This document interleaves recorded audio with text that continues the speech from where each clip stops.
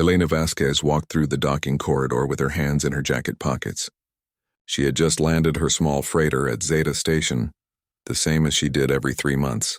The station was busy as always. Aliens from dozens of species moved through the halls, trading goods and sharing information. Elena liked it here. It was quiet, predictable, and far from her old life. She headed toward the cargo bay where her shipment would be waiting. Fresh water filters for the colony on Terminus 7. Easy job, easy money. No complications. The alarm changed everything. Red lights flooded the corridors. A loud siren made everyone stop walking. Elena's hand moved to her hip automatically, reaching for a weapon that wasn't there anymore. Old habits die hard. Attention all vessels. Attention all vessels. The voice belonged to Zilthar, the station administrator. Elena had met him before. He was a Zentari with 4 arms and a nervous personality. Right now he sounded terrified. Emergency lockdown protocols are now in effect. All ships remain docked. Repeat, all ships remain docked. The crowd erupted into chaos. Aliens ran in different directions. Some rushed to their ships. Others gathered in groups, their translator devices buzzing with panicked voices. Elena grabbed a passing security officer, a bulky Krogar with gray skin. What's happening? The officer's eyes were wide. Human warship? In our sector? Elena let go of his arm. That's it? That's it? The Krogar stared at her. Do you not understand? A human warship. He ran off before she could respond. Elena shook her head and walked calmly toward the nearest observation deck. Whatever was happening, panicking wouldn't help. The observation deck was packed with people pressing against the windows. Elena found a quiet corner and leaned against the wall. She pulled out a small tablet and started checking her cargo manifest. Everyone, please remain calm. Zilthar's voice came through the speakers again. We are attempting to establish communication with the approaching vessel. A Skarn diplomat named Kreeth pushed through the crowd toward Elena. His reptilian features were tight with fear. She had shared drinks with him once. Nice guy. Talked too much about trade regulations, Captain Vasquez. Kreeth grabbed her shoulder with his clawed hand. You're human. You must help us. Elena looked up from her tablet. Help with what? The warship. The Indomitable. It's only 2 hours away now. Kreeth's tongue flicked nervously. You must have contacts, family. Someone who can tell them we're a peaceful station. I'm just a freighter, Captain Kreeth. I haul water filters, but you're human. Surely you understand how they think. Elena sighed and put away her tablet. Why is everyone so scared? It's just one ship. The observation deck went quiet. Every alien turned to look at her. Zilthar appeared in the doorway, his forearms waving frantically. Just one ship? Just one ship? He rushed over to her. Captain Vasquez, with respect, do you not know your own military history? I know some of it. 30 years ago, one human warship held off the entire Hive invasion fleet for 6 days at the barrier gates. One ship. The Hive had 300 vessels. Zilthar's voice shook. The human ship refused every demand to surrender. It kept fighting even when its crew was down to 12 survivors. 12. They were still shooting when reinforcements arrived. A Vrexian trader stepped forward. My grandfather fought in the Krell Wars. He said humans rammed their ships into enemy vessels when they ran out of ammunition. They used their own ships as weapons. The siege of Proxima lasted 90 years. Another voice added. 90 years? The humans never surrendered. Elena shifted uncomfortably. That was war. This is peacetime. Human warships ended the Hive Wars in 1 year. Kreeth said quietly. 1 year. The Hive had conquered a third of the galaxy. Then humans entered the war. 12 months later, the Hive surrendered unconditionally. I heard humans don't take prisoners in ship combat, someone whispered. They do, Elena corrected. But only after the battle is completely over. How do you know? Zilthar asked. Elena realized her mistake. I read about it. The administrator studied her face carefully but said nothing. More aliens crowded onto the observation deck. Elena heard fragments of conversation. Stories about human tactics, the Detroit maneuver that destroyed an entire armada, the Long Night campaign where human ships fought continuously for 3 weeks without rest. The fact that humans had a military protocol called acceptable losses that other species found horrifying. The Korvath battle group is mobilizing, someone announced. 15 ships. Will they fight? Kreeth asked. Fight humans? Are you insane? They're moving to escort position. No one wants to fight humans. Elena walked to the window and looked out at the stars. Somewhere out there, the Indomitable was getting closer. She knew that ship. She knew its captain. And she knew why it was here. Her hand touched the small scar on her neck. 5 years since she left. 5 years of hauling cargo and pretending to be someone else. But the past doesn't stay buried. It always comes back. Captain Vasquez? Zilthar stood beside her. You seem very calm for someone whose species is about to cause an intergalactic incident. Elena smiled slightly. Maybe I'm just used to humans. Or maybe, Zilthar said slowly, you know something we don't. Before Elena could answer, the speakers crackled to life again. Attention Zeta Station. This is the Human Defense Fleet vessel Indomitable. We are entering your space under Emergency Protocol Alpha 7. We are looking for Captain Elena Vasquez. Repeat, we need to speak with Captain Elena Vasquez immediately. Every single being on the observation deck turned to stare at her. Elena closed her eyes. Well, that's unfortunate. Zilthar's forearms crossed simultaneously. Just a freighter captain who hauls water filters? It's complicated, Elena said.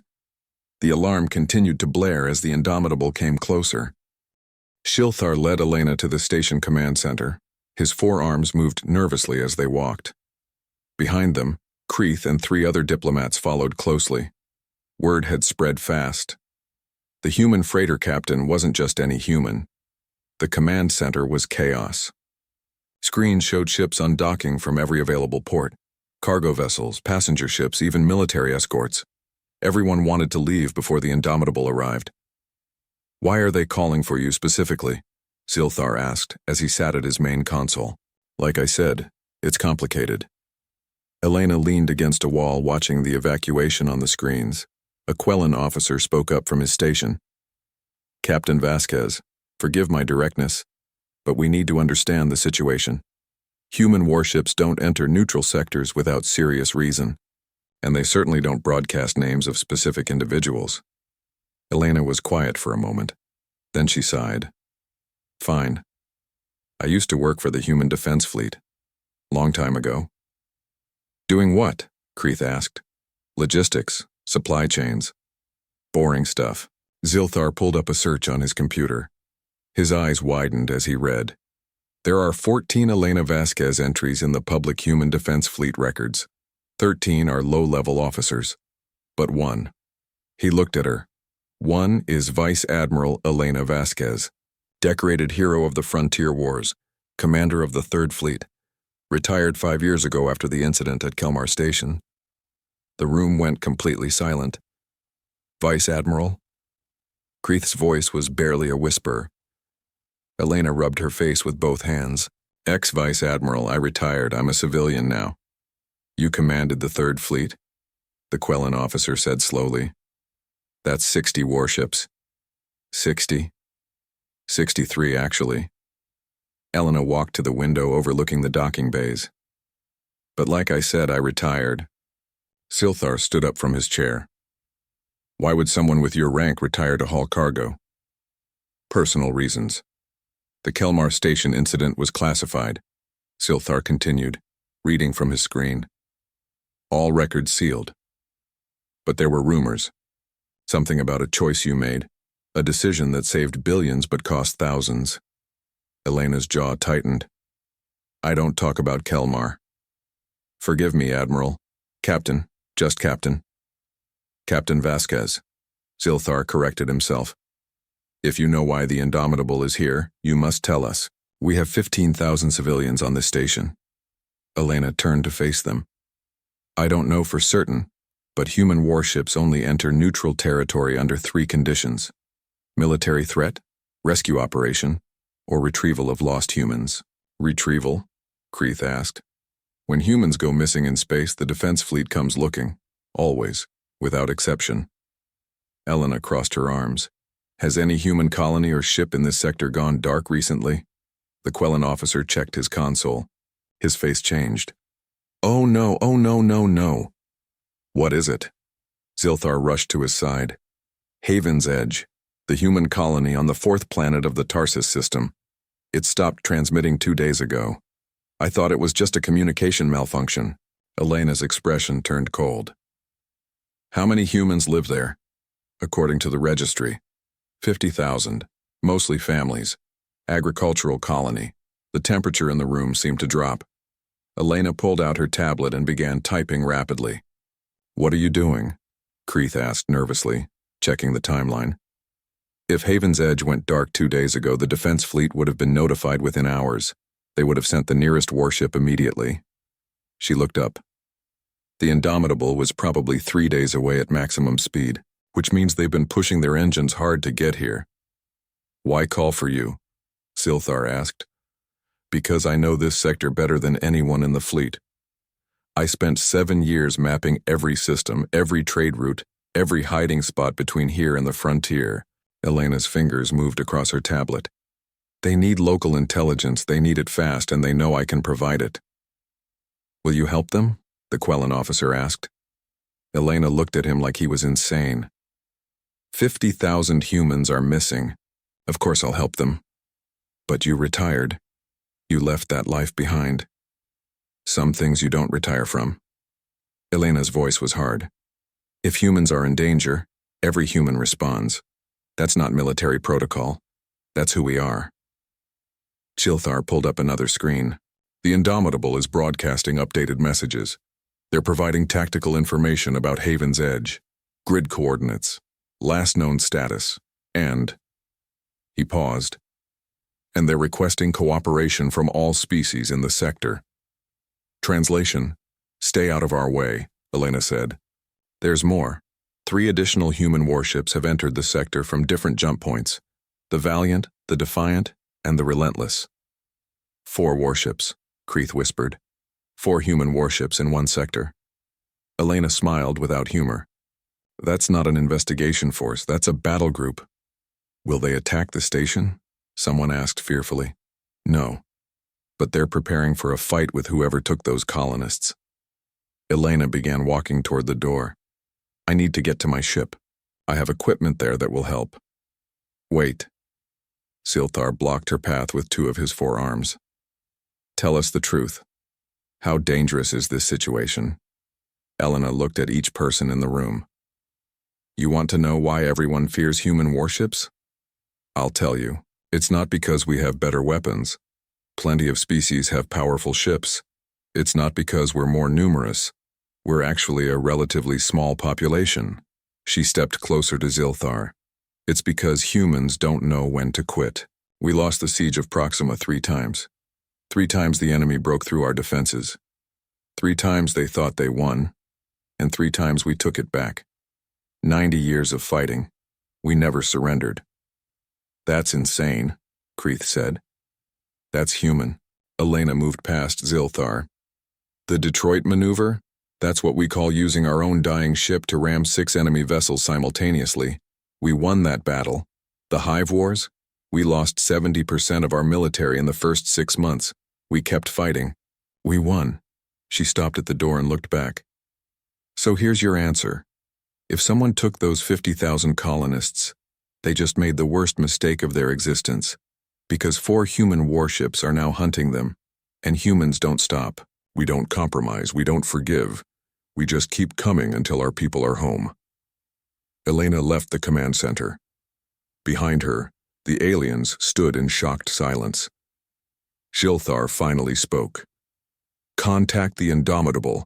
Tell them Captain Vasquez will cooperate fully. Should we continue the evacuation? The Quellan officer asked. No. Silthar sat down heavily.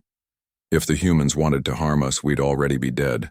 Let's just stay out of their way and pray we're not the ones they're angry with. On the screens, the Indomitable grew larger. It was still an hour away, but everyone could feel it coming. The Indomitable filled the viewport like a metal mountain. Elena stood in the observation deck, arms crossed, watching the massive warship approach. She had seen ships like this before. She had commanded ships like this. But seeing one from the outside was different. It reminded her why the galaxy feared humanity. The dreadnought was 3 kilometers long. Its hull was dark gray, covered in armor plating that could withstand nuclear strikes. Weapons batteries lined every surface. Point defense turrets tracked everything that moved. And on its side, painted in white letters 5 stories tall, was its name. Indomitable. It's beautiful, someone whispered behind her. It's terrifying, another voice corrected. Elena said nothing. She was counting weapons. Old habit. The comm system crackled. Zeta Station, this is Commander James Park of the Indomitable. We are maintaining position at 10,000 kilometers. Requesting permission to send a shuttle. Silthar's voice responded immediately. Permission granted, Commander. We have Captain Vasquez standing by. There was a pause on the other end. Then Park spoke again, his voice different, softer. Elena? Is that really you? Elena closed her eyes. She had hoped it wouldn't be him. Hello, James. Admiral, we need you back here. We have a situation. I'm not an admiral anymore. Ma'am, 50,000 people are missing. I need the best tactical mind in the fleet. That's you. You're doing fine without me. You've been doing fine for 5 years. Elena. Park's voice was quiet now. Personal.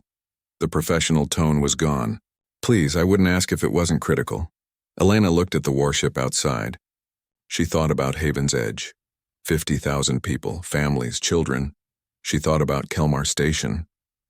The choice she made. The people she couldn't save. Send your shuttle, she finally said.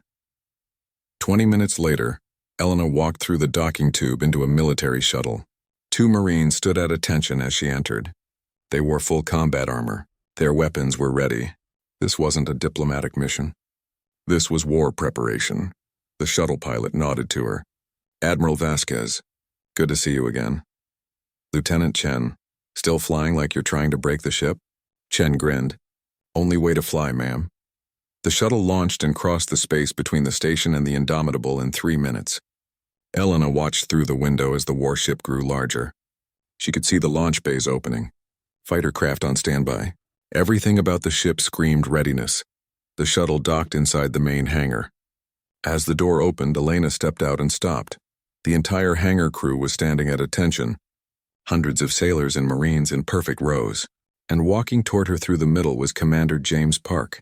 He looked older. More gray in his hair. New scars on his face, but his eyes were the same. Permission to come aboard? Elena asked formally. Granted, Admiral. Park saluted. Welcome to the Indomitable. I'm not an admiral anymore, James. I gave that up. You can give up the rank, ma'am. But you can't give up what you are. He gestured toward a corridor. Walk with me. They left the hangar together. The crew remained at attention until they were gone. You look good, Park said as they walked through the ship's corridors. Civilian life treating you well? I haul water filters, James. It's quiet. Quiet sounds nice. It is. Elena stopped walking. Tell me about Haven's Edge. Park's expression changed. 2 days ago, the colony stopped all transmissions. No distress call. No warning. Just silence. We sent a probe. It reached the planet 6 hours ago, and the colony is intact. Buildings standing. Equipment functioning. But every single human is gone. All 50,000, Elena felt cold. Signs of battle? None. No damage to structures. No weapons fire. No blood. Park pulled out a tablet and showed her images. It's like they just vanished. People don't just vanish. Elena studied the photos. Someone took them. That's our assessment. But who? And why target humans specifically? How many other ships know about this? Park hesitated. The Valiant, Defiant, and Relentless are all in the sector now. That's 4 dreadnoughts. The 5th Fleet is 3 days behind us. James, that's not a rescue operation. That's an invasion force. Fleet Command is taking this seriously. If someone is targeting human colonies, we need to send a message. Elena handed back the tablet. You don't need me. You have 4 warships and a full fleet coming. Go find your colonists. We need intel. You know this sector. You know the species here. You know the hiding places. Park stopped in front of a door. And there's something else. He opened the door. Inside was a tactical operations center. Screens covered every wall. Officers worked at dozens of stations. And in the center was a holographic display showing the entire sector. Park pointed to a region marked in red. We found traces. Ion trails. Someone tried to hide them, but our scanners picked them up. The trail leads here. The Deep Dark region. Elena stared at the display. The Deep Dark was a cluster of dead systems and rogue planets. No government controlled it. Pirates, slavers, and worse lived there. The Zathrene, she said quietly. You know them? I fought them 15 years ago. Border skirmish. They're slavers. Very good at what they do. Elena's hands clenched into fists. They don't usually hit major colonies. Too much risk. But if they didn't know Haven's Edge was human, they made a mistake. A fatal one. Elena looked at Park. How fast can this ship move? Elena, the rest of the fleet is 3 days out. Fleet protocol says we wait for backup before entering the deep dark. Those people don't have 3 days. Every hour we wait, they get moved to different locations, sold to different buyers, scattered across the galaxy. Elena stepped closer to the holographic display. You came here for my expertise. Here it is, we go now. We go fast, and we hit them before they realize what's coming. That's against every tactical protocol. One ship against an entire slaver base, Elena smiled. It wasn't a nice smile. James, when have humans ever cared about the odds? Park was quiet for a long moment. Then he turned to his tactical officer. Set course for the deep dark, maximum speed. Battle stations. Alarms began to sound throughout the ship. The Indomitable turned, its massive engines burning bright, and accelerated into dark space. Elena watched the stars blur past. She had left this life behind. She had promised herself never to command again. But some promises can't be kept. Welcome back, Admiral, Park said quietly. I'm not back. This is temporary. Whatever you say, ma'am. Deep in the shadows of the deep dark, the Zathrene didn't know they had just started a war with humanity. They would learn soon enough. The Indomitable moved through the deep dark like a predator hunting prey. Elena stood in the command center, studying tactical displays while Commander Park coordinated with his crew. The ship was at battle stations. Every system was ready. Every weapon was armed. 2 hours to the Zathrene base, the navigation officer reported. Elena pulled up the old intelligence files she still had in her personal database. 15 years old, but the Zathrene didn't change their patterns much. They were efficient predators. They struck fast, took their targets, and disappeared into the dark. Tell me about Kelmar Station, Park said quietly, standing beside her. Elena didn't look up from her screen. No. Elena, I was your executive officer for 3 years. I know something broke inside you that day. But if we're going into combat together, I need to know you're focused. I'm focused. Are you? Or are you still trying to save people you couldn't save 5 years ago? Elena's hand stopped moving. She finally looked at him. Kelmar Station had 12,000 colonists. The enemy had surrounded it. They demanded surrender. I had 2 choices. Surrender and let them take the station, or destroy the station and everyone on it to prevent them from getting access to our military codes. Park's expression didn't change. He had heard the rumors. Now he was hearing the truth. I gave the order, Elena continued. 12,000 people died. But those codes would have killed billions. I made the choice. I followed protocol. I saved the many by sacrificing the few. She turned back to her screen. And then I resigned, because I couldn't look at myself anymore. You did what any commander would have done. Any commander, yes, but not any person. Elena's voice was cold. So yes, James, I'm focused. Because those 50,000 people on Haven's Edge get to live. I'll make sure of it, Park nodded slowly. Then let's get to work. Elena pulled up the tactical map. The Zathrene base is built inside a hollowed asteroid. Natural shielding. Hard to detect from outside. They use it as a processing center. Captured people go in, get cataloged, and get shipped out to different buyers within 48 hours. How do we breach it? That's the problem. The asteroid has point defense systems covering every approach vector. They can track incoming ships from 100,000 kilometers away. By the time we get close, they'll have their fleet deployed and ready. Their fleet? Park pulled up the scanner data. We're reading 37 ships in the area. Mostly frigates and destroyers. Nothing bigger than a light cruiser. 37-1. Still bad odds. Park smiled slightly. We're human, Admiral. Bad odds are just the starting point. Elena studied the tactical display for several minutes. The old patterns came back to her.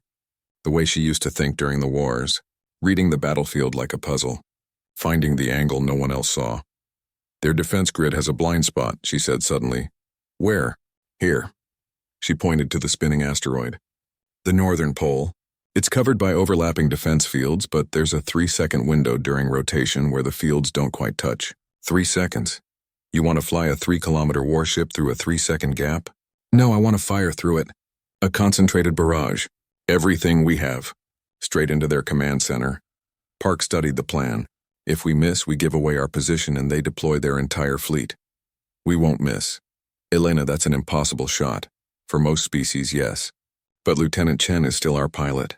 She can hold the ship steady enough. Elena pulled up weapons configurations. We load plasma torpedoes into tubes 1 through 12. Set them for delayed detonation. Send them through the gap. They penetrate deep into the asteroid before exploding. It'll cripple their defense grid and destroy their command structure. Park was quiet for a moment. Then he smiled. That's insane.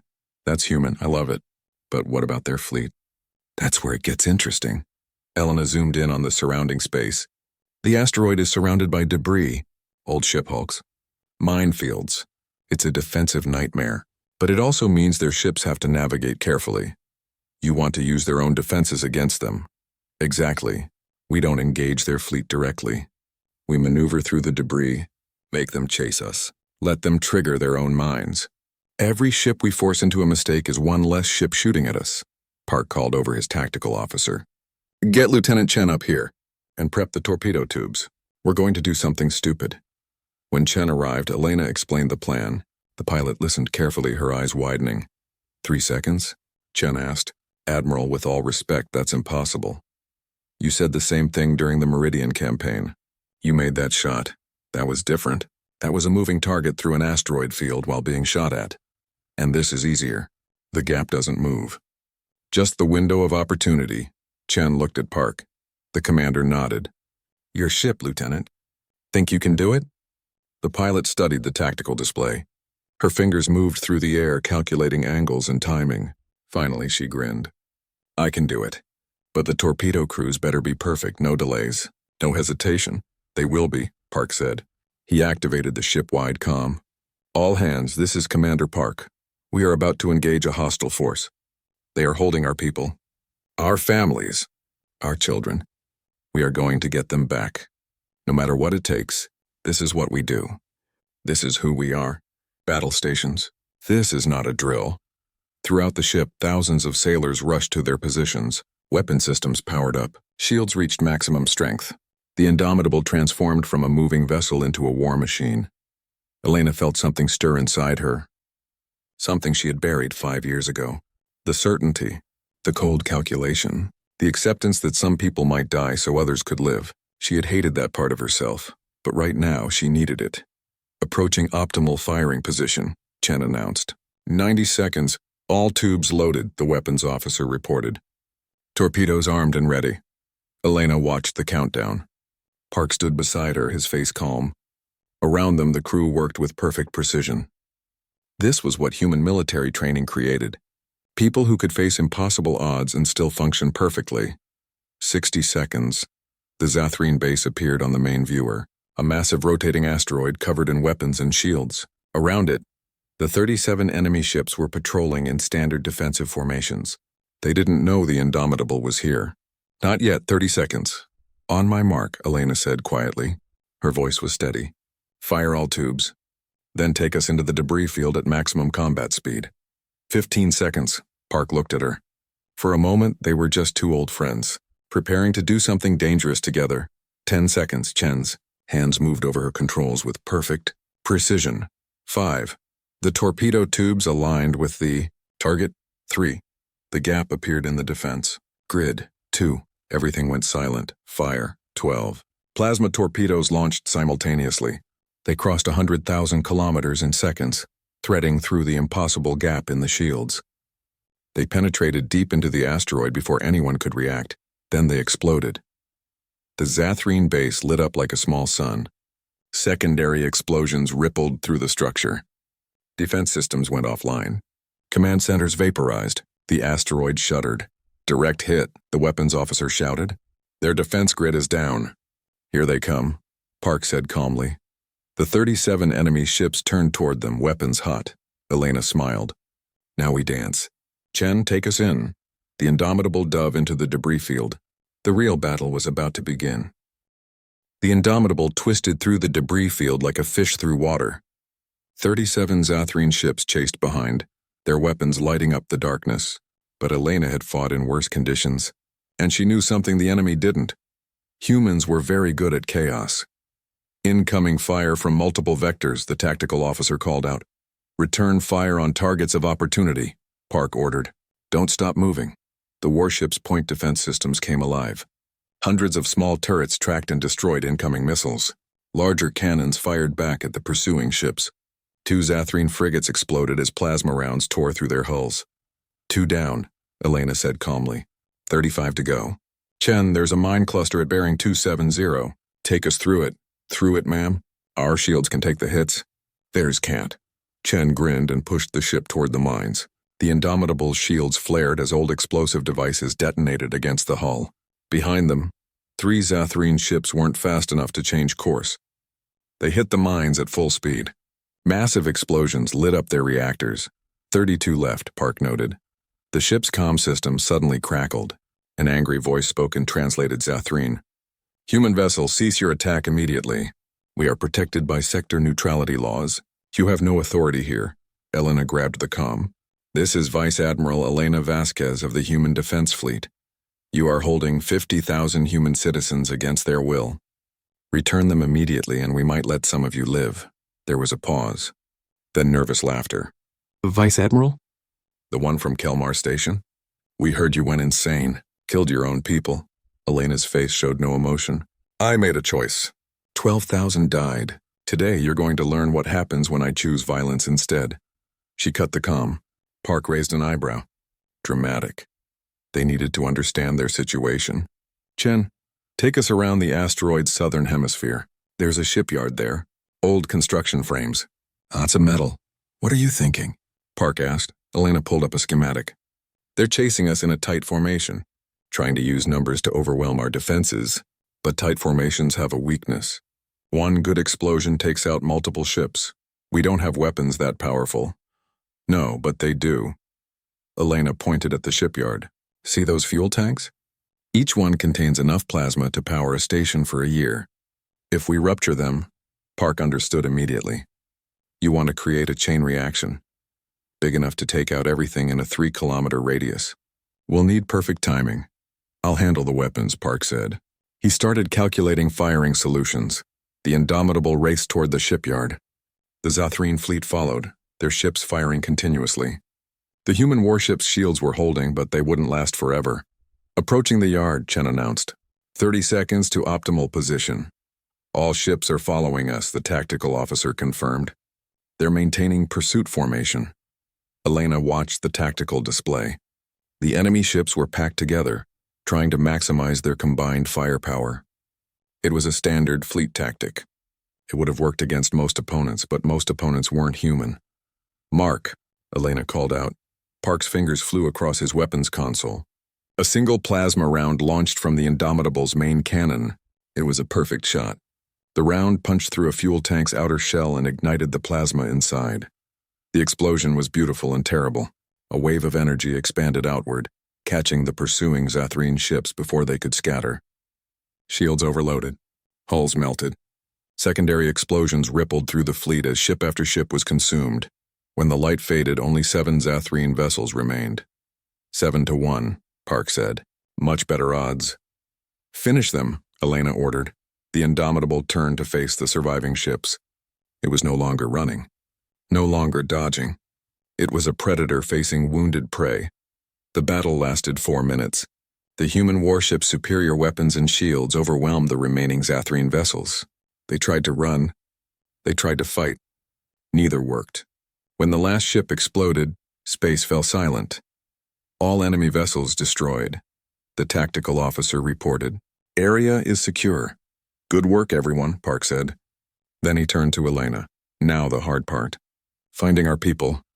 Elena was already scanning the asteroid. The base is heavily damaged, but there are still power signatures in the lower levels. Life support is functional. If they're here, they're alive. Marines, prepare for boarding operations, Park ordered. I want every section of that base searched. Non-lethal protocols unless fired upon. Any humans you find, get them to the medical bay immediately. 2 hours later, Elena stood in the Indomitable's main hangar as the Marines returned. Behind them came streams of people. Dirty, scared, but alive. Humans of all ages. Families holding children.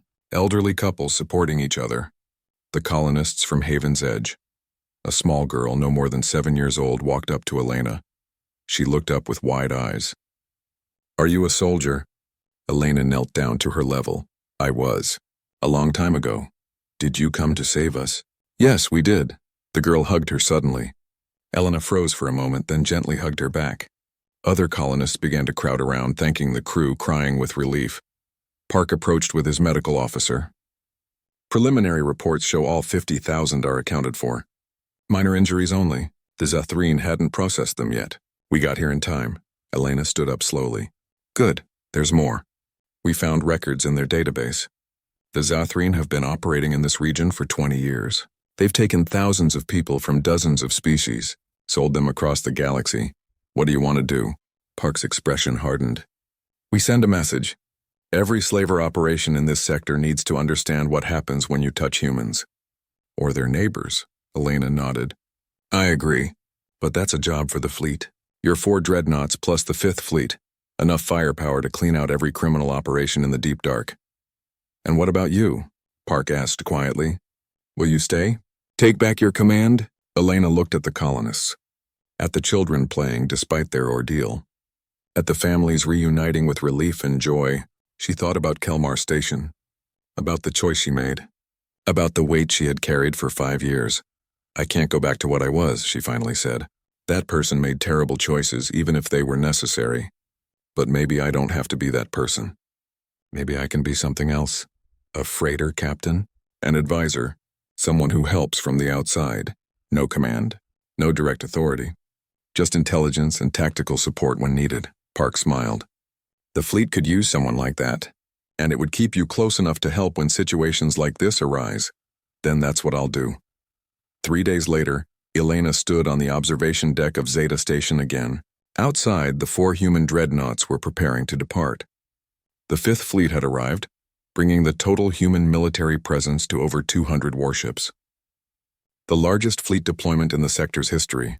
Shilthar walked up beside her. "So, not just a freighter captain after all." "I am a freighter captain. I just also happen to have a military background." "A military background." Shilthar's 4 arms crossed. "Vice Admiral Elena Vasquez. Hero of the Frontier Wars. Commander of the 3rd Fleet. The woman who single-handedly planned the Detroit maneuver." Elena turned to look at him. "You've been reading about me. Everyone has. Once word got out that you were here, every species started pulling up your service record. You're famous, Admiral. Or should I say infamous? Just Elena is fine. Elena, then." Shilthar gestured at the fleet outside. "You tried to warn a human about humans. Do you see the irony?" Elena laughed quietly. It was the first time she had really laughed in years. "I suppose I do. You were terrified of one warship, trying to warn me about my own species. That's almost adorable. We weren't wrong to be afraid. Look what one human warship did. No, you weren't wrong." Elena watched the ships prepare to leave. "Humans are dangerous. We fight harder than we should. We take risks no sane species would consider. We don't know when to quit. And when someone threatens our people, we become something even we fear." "Is that why you left? Because you feared what you were becoming?" Elena was quiet for a long moment. "Yes, I feared the part of me that could sacrifice 12,000 to save billions. The part that could calculate acceptable losses. But today I learned something. That part isn't evil. It's just necessary. The trick is not letting it consume everything else." Outside, the Indomitable's engines flared to life. The massive warship began to move, leading the fleet away from the station. On its hull, the name still blazed in white letters. Indomitable, unconquerable, unstoppable. Just like the species that built it. Elena raised her hand in a small salute. Then she turned and walked away, heading back to her small freighter. She had water filters to deliver. A simple job. A quiet life. But if her people needed her again, she would answer. That's what humans did. That's who they were. And the galaxy would do well to remember it.